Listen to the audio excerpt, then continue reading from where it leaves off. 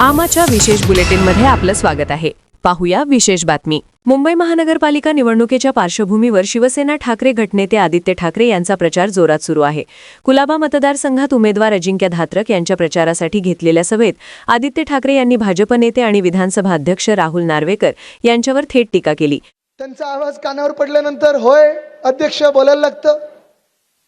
ते परिवार कुठचा आहे तुम्हाला माहिती आहे. राहुल नार्वेकर जे इकडचे आमदार आहेत त्यांच्यावर थोडं बोलणं गरजेचं आहे. मी सहसा कुठच्या व्यक्तीवर बोलत नाही, पण बोलणं गरजेचं का आहे?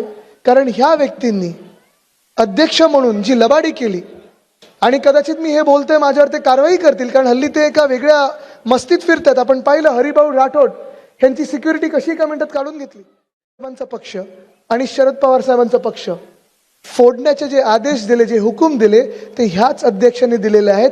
ह्याला आपण पुन्हा एकदा मतदान करू शकतो का? आणि मी राहुल नार्वेकरांचं नाव एवढ्यासाठीच घेतोय, कदाचित ते आता चिडतील, बम सुरू होईल माझ्या नावाने, पण एवढ्यासाठीच घेतोय कारण ह्या कुलाबा मतदारसंघामध्ये 3 तिकीटं एका घरी गेलेले आहेत.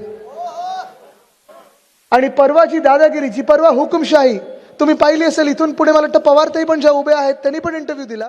तुमच्या हिमतीची दाद दिली पाहिजे, कारण संपूर्ण महाराष्ट्रामध्ये 68 लोक असे आहेत ज्यांनी माघार घेतलेली आहे. का तर भाजपकडून ऑफर आली, का तर मिंदेंकडून टोळ्यांची धमकी आली, का तर पोलीस घरी पाठवले म्हणून, का तर काहीतरी तुमचं खोटं नाटं आहे म्हणून.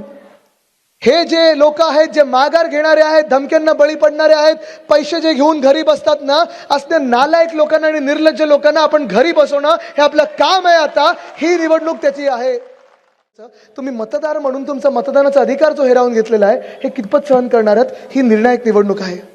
तिथे पण लोक मला सांगतात की आदित्यजी आपल्याला ही निवडणूक महत्वाची आहे, आपण सगळे एकत्र आलेलो आहोत, ही निवडणूक आपण 100% जिंकत आहोत.